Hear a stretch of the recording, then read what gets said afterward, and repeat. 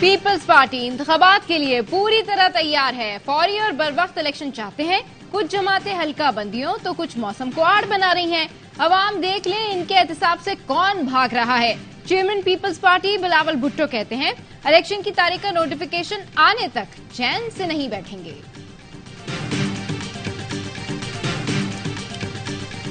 वापसी का ticket cut गया। नून लीग के कायर 21 अक्टूबर को लंदन से बरास्ता अबूधाबी लाहौर पहुंचेंगे। शाम 6:25 पर लाहौर एयरपोर्ट पर लैंड करेंगे।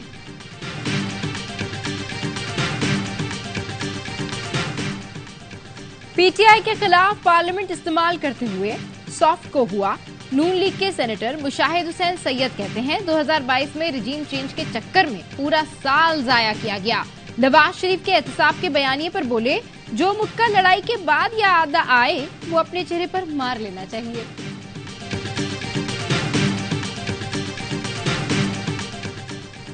और स्मगलिंग में मुलव्विस एहलकारों का कोर्ट मार्शल होगा। आर्मी चीफ ने वाज़े कहा है कि मुलव्विस लोगों के कोर्ट मार्शल होंगे। निगरान वज़ीर दाखिला सरफराज बुगटी की प्रेस कॉन्फ्रेंस, कहा यह कहना गलत होगा कि स्मगलिंग में सिक्योरिटी फोर्सेस मुलव्विस नहीं, स्मगलिंग में सियासतदान और अफसरान मुलव्विस हैं। नवाज शरीफ के इस्तकबाल की तैयारियों पर मुशावरत। नून लीग के सदर का कहना है नवाज शरीफ बहादुरी, जुर्रत और तरक्की का नाम है। उन्होंने ईमानदारी, खुलूस और मेहनत से मुल्क कौम की खिदमत की। नवाज शरीफ तामीर और तरक्की के एक नए सफर का आगाज करेंगे। लोड शेडिंग की तरह मुआशी बदहाली खत्म करेंगे। 21 अक्टूबर को अवाम कारकुन नवाज शरीफ का फकीरुल मिसाल इस्तकबाल करेंगे। नवाज शरीफ सुन लें, अब उन्हें कोई पिछले दरवाजे से इक्तदार में नहीं लाएगा। अगर ऐसी कोशिश दोबारा हुई तो मुल्क तबाह हो जाएगा। साबिक विफाकी वजीर एजाजुल हक कहते हैं नवाज शरीफ अब वतन वापस नहीं आएंगे। साबिक चीफ जस्टिस नैब तरमीम कलदम ना करते तो नवाज शरीफ पाकिस्तान आ चुके होते। एजाजुल हक ने मोहम्मद अली दुरानी से मुलाकातों की तरदीद कर दी।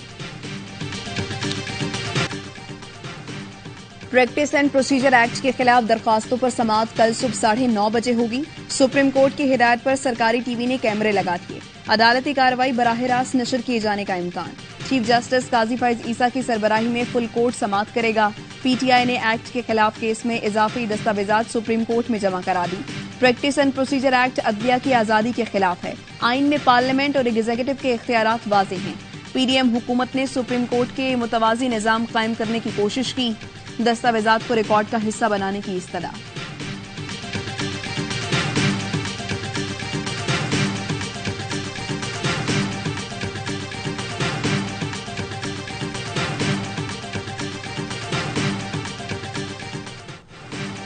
फरीकैन फैजाबाद धरना केस में मजीद हकायक वाजे करना चाहें तो एक और मौका दिया जाता है।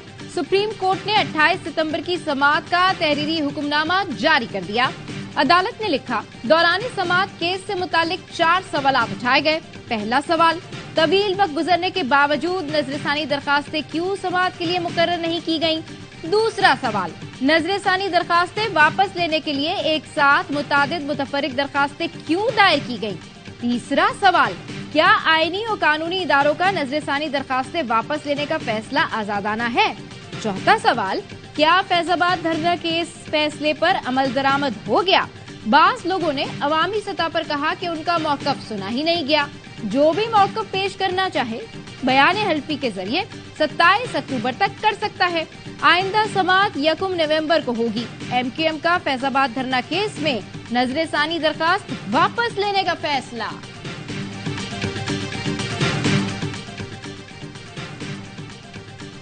लेफ्टिनेंट जनरल मुनीर अफसर चेयरमैन नादरा तैनात। निगरान विफाकी काबीना ने मंजूरी दे दी। नोटिफिकेशन जारी। निगरान वज़ीर आज़म की ज़ेर सदारत काबीना इजलास में पाकिस्तान और एक्वाडोर के दरमियान मुआहिदे की मंजूरी। दोनों ममालिक के डिप्लोमेटिक ऑफिसर और स्पेशल पासपोर्ट होल्डर्स वीजा से मुस्तस्ना होंगे। इजलास में कई दीगर अहम मुआहिदों की मंजूरी दी गई। अनवारुल हक काकड़ ने कहा फनी और पेशा वराना तरबियत की मौजूदा तमाम मराकज़ को फाल किया जाएगा। हुनरमंद अफराद के लिए बैरून मुल्क रोजगार मौके बढ़ाने के इक़दाम किए जाएं। काबीना ने वजारत खजाना की सिफारिश पर समिट बैंक लिमिटेड का नाम बैंक मुकरमा लिमिटेड रखने की मंजूरी दे दी।